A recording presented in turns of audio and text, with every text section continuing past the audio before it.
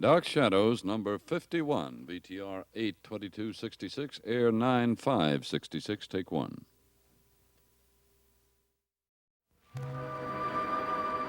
My name is Victoria Winters. Collinwood Mansion, situated on top of Widow's Hill, has a long history of sudden and violent death. And once again it strikes, this time under my very eyes.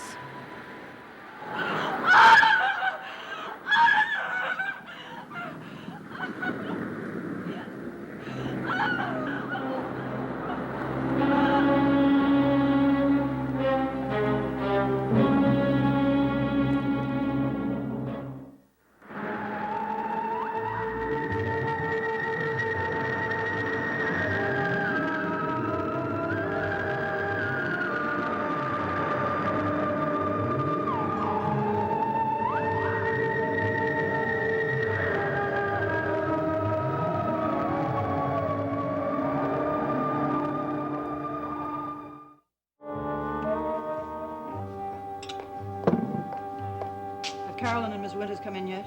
I wasn't aware that they'd gone out. Why don't you go outside and look? Oh, for heaven's sake, you worry too much. They're perfectly capable of looking after themselves. I thought you'd gone up to bed. I don't feel sleepy. I do worry too much. Right now, I'm concerned about Bill Malloy. Roger, something has happened to him. I know it. You know nothing of the sort. Does Malloy have to ask permission every time he wants to stay overnight at Bangor or with a friend? Of course not. But he usually lets me know. Especially since he's become manager of the entire plant.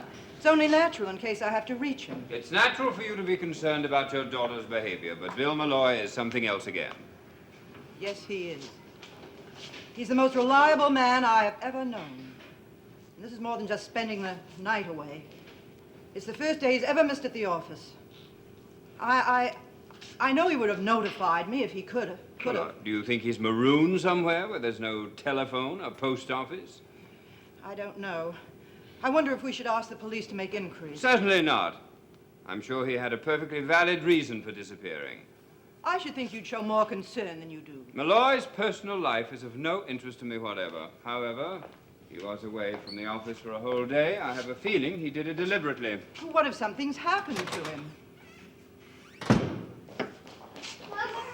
Mr. Collins! Karen, what is it? What's the matter? Out there, at the bottom of the cliff, there's a dead man. What are you saying? It's true, Mother. We just saw a dead man out there. Out where? Where do you mean? On the rocks at the foot of Widow's Hill. It's terrible. Oh, now calm down, both of you. Now, tell me exactly what you saw. We were on the ledge, just below the top of Widow's Hill, looking for Carolyn's wristwatch. I looked over at the waves on the rocks, and just then the moon came out, and that's when I saw it. What did you see? Tell me again. A dead man. I saw it too, just as clearly. Oh, it's unbelievable. Who was it? Well, you don't think we went down there and looked, do you? Roger, get a flashlight and go out and see what there's there. Why should I? I mean, it's perfectly ridiculous. It's not ridiculous. There was a dead man. He was half in, half out of the water. Won't you please go and look? Roger, we've one way to settle the matter. Why ask me? What do we have Matthew for?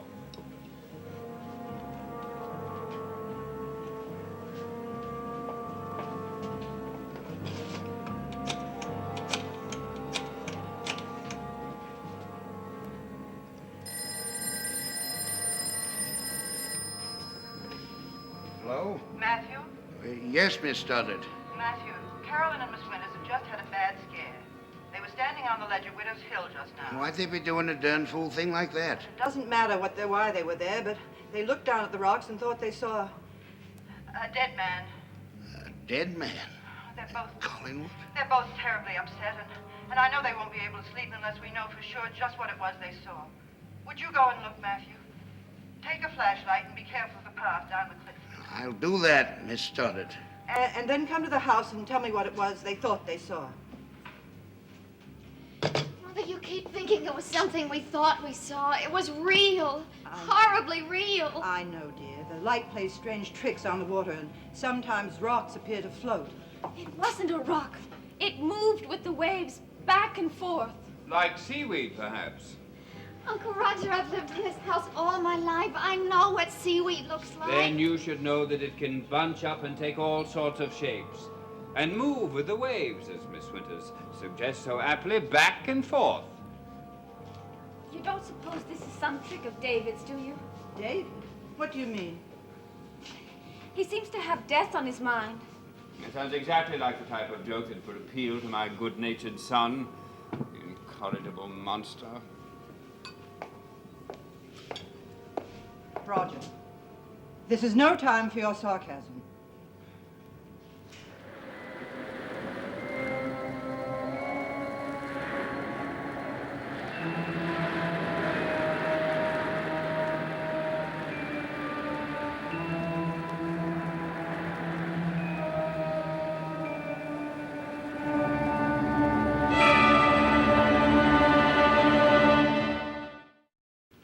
I don't care what you think, Uncle Roger. What we saw out there was a dead man. Couldn't it have been a dead woman? Isn't that what our cliff is noted for?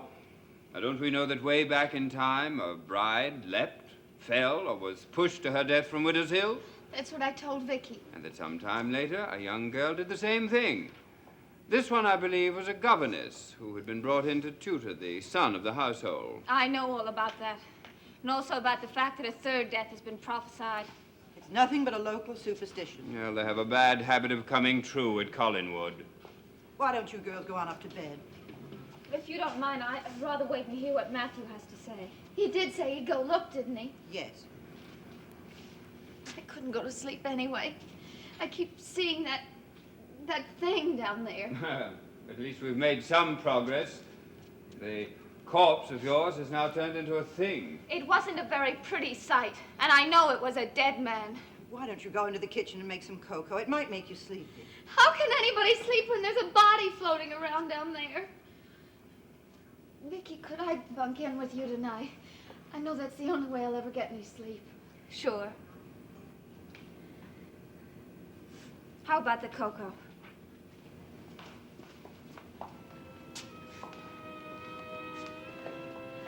Vicky, you did see the same thing I saw, didn't you? I'm afraid I did. Who do you suppose it was? A stranger, I hope.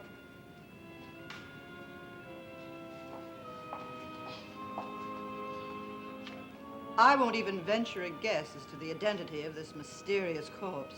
Perhaps Burke Devlin drowned himself in a fit of depression. I hardly think so. Until Matthew tells us otherwise, I prefer to think that Carolyn and Miss Winters are mistaken.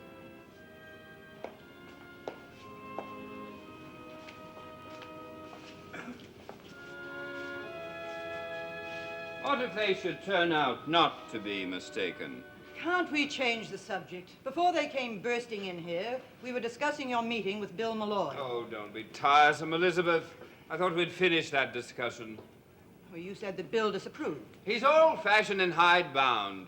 He wouldn't recognize an idea if it were formally introduced to him. I realize he lacks initiative and intuition. As a matter of fact, I suppose you ought to know. I asked Ned Calder to take back his old job. Calder? What for?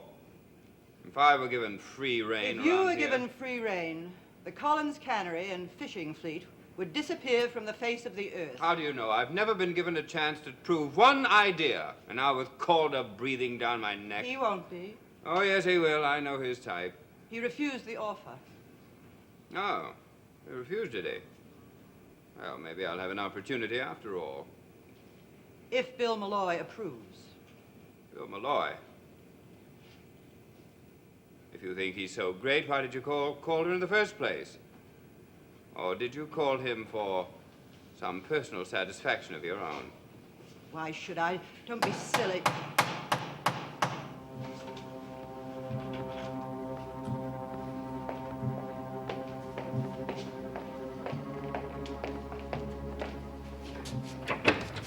Come in, Matthew.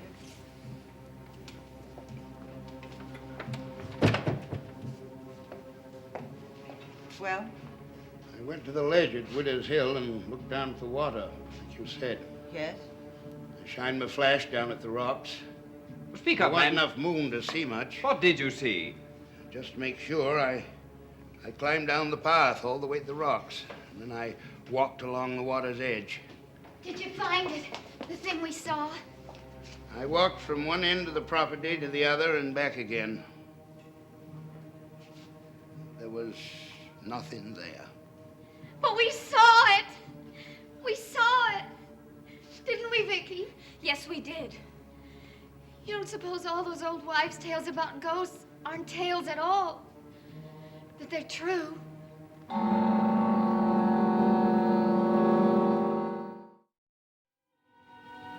heard tales about Collingwood all my life. There are those who laugh at them. But I've seen too much to laugh. I'm sure you have, Matthew. Thank you for your trouble. Are you absolutely positive there was nothing down there? Positive. Then your nasty old corpse was nothing more than your overactive imaginations after all. Couldn't it have been washed out to sea? Impossible. Not in the few minutes it took for Matthew to get down there. Around Collingwood, nothing is impossible. That will be all, Matthew. Thank you. Yes, Miss Summers.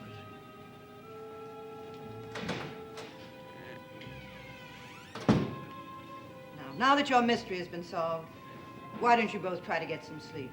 Roger, I want to talk to you.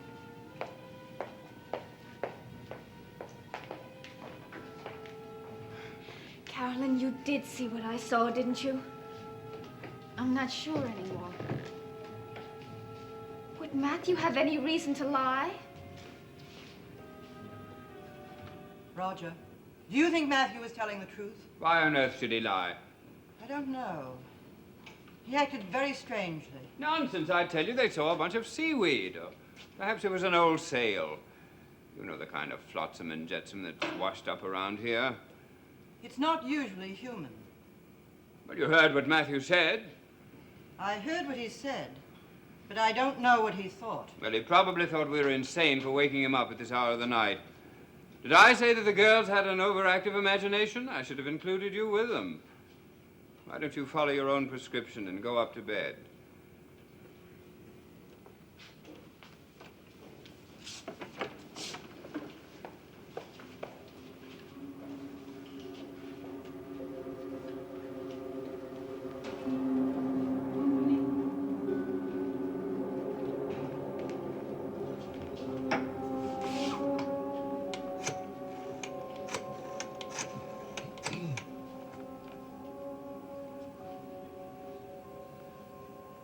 Hello, Evans.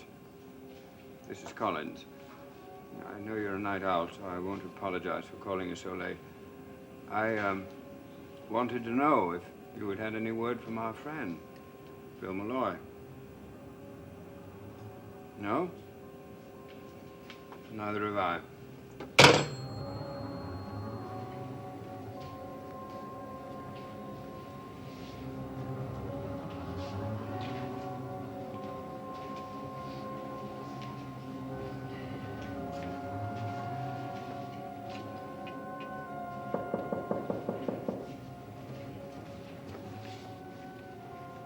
Stoddard, come in. Is there something wrong? I don't know, Matthew. Is there? Not that I know of. It seems odd. Carolyn and Miss Winters were so positive. It's a tricky light. At first glance, I thought I saw what they were talking about. Even with the flashlight, I couldn't tell from the top of the hill. That's why I went all the way down. It wasn't easy not knowing what I'd find there. What did you expect to find? To tell you the truth, I expected to find Mr. Malloy. Why? His disappearance isn't exactly a family secret. He has lots of friends in Collinsport. All of them wondering. What are they saying? Not saying much of anything, just wondering. Don't they simply assume he's away on business? No, they don't. He was a man of habits. One of his habits was to drive into Bangor in his own car, yet it's sitting in front of his house. Where do you imagine he might have gone? I couldn't say. It just doesn't make sense. He was looking into something very important for me. He just wouldn't walk off without saying anything. No, he wouldn't. Then what do you think has happened to him? I'd like to know that myself. I'd like to find it out before they start making a lot of inquiries up at the house. Tromping on the grounds and taking pictures and messing around with things that don't concern them. Yes, I suppose we have to expect that if Mr. Malloy doesn't come back soon. He must have known his absence would cause people to wonder. Why do you think he's staying away like this? Maybe he was kept away by something he couldn't help. Maybe.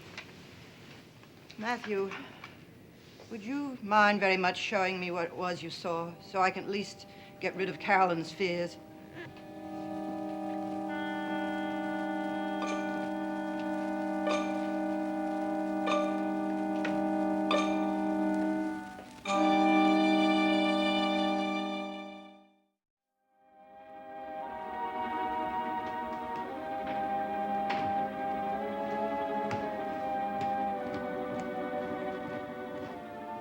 Come on. Do we have to go out there and look? You said you couldn't sleep unless we were doubly sure. I know, but I didn't mean for us to go. Well, who else? I thought maybe Uncle Roger. He thought it was a waste of time before. He thinks so even more now.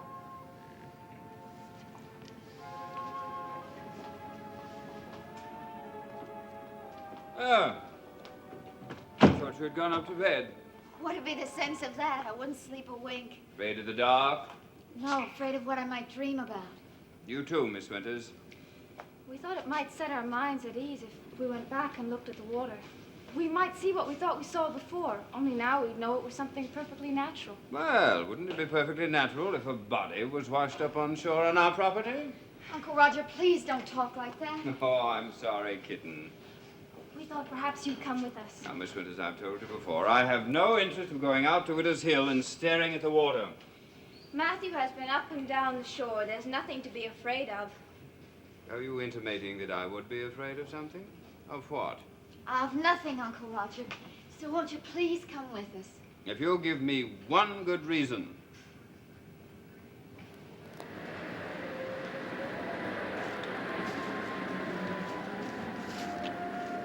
This is where they were standing when they looked down. Over there.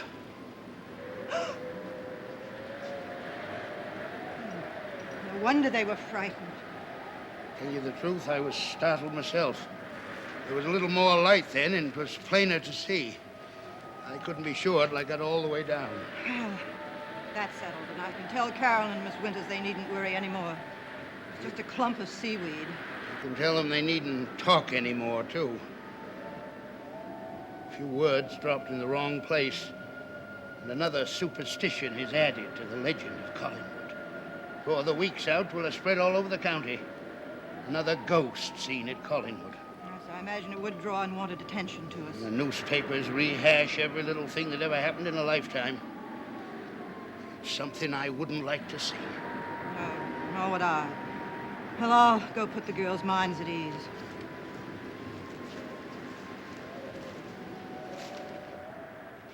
Do you want us to have this doubt in our minds, not being sure? Well, I'm sure. My sister's sure. Matthew's is sure. Isn't that enough? Why won't you come with us? It'll only take a moment. Because it would be admitting that there's a slight chance of what you're saying is true, and that I will absolutely refuse to believe. I would much rather have this whole thing forgotten about. Besides, I don't want anything of this mysterious death getting back to David. As his governess, you certainly are aware that it could cause irreparable harm. You're perfectly right, Mr. Collins. He is very preoccupied with death. Earlier this evening, when I went back up to my room, I found he'd written death all over my mirror. Well, I hope you didn't let him get away with that. No, I didn't. Come on, Uncle Roger. Please come Now, with us. Carolyn, you're beginning to annoy me. Run along. I'll have to go myself, I guess. Merely to satisfy a morbid curiosity? No, merely to reassure myself. There's no need to go to Widow's Hill and look. I've just been there. By yourself? No, with Matthew. He took me to the same spot on the ledge where you stood. There was nothing. I looked down on the rocks, and there was nothing to see, I can assure you. Absolutely nothing. It was just a clump of seaweed, as Uncle Roger suggested. Well, I'm flattered that you give me credit. It's the first time that we've agreed on anything in years. Well, that's a relief. I could have sworn. But if it wasn't there, then we didn't see it. I'm sorry. I guess if I'd stayed a little longer and looked, I would have seen. I suppose when I went out tonight, I had death on my mind. Of course you did. My delightful son had warned them that they were about to meet death. My son, the crystal ball gazer. Well, it wasn't just what he wrote in my mirror. What? What did he write? The word death. I suppose he thought it would frighten me. I'll speak to him in the morning. No, I'd rather you didn't. I wouldn't want him to have any reason to think that I told on him. But it was more than that. More? When we were doing his lessons, he stopped and he looked in his crystal ball. And he said that he could see Bill Malloy was dead. And that you had killed him.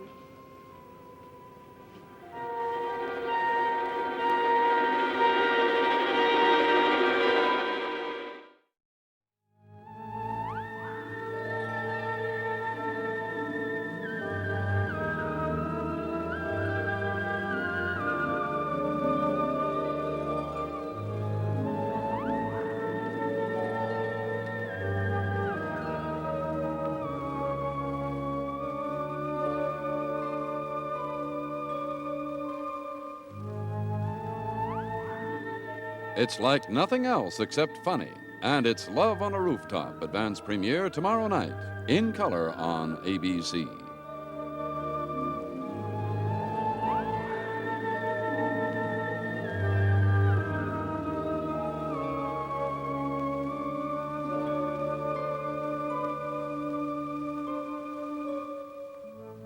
Dark Shadows is a Dan Curtis production.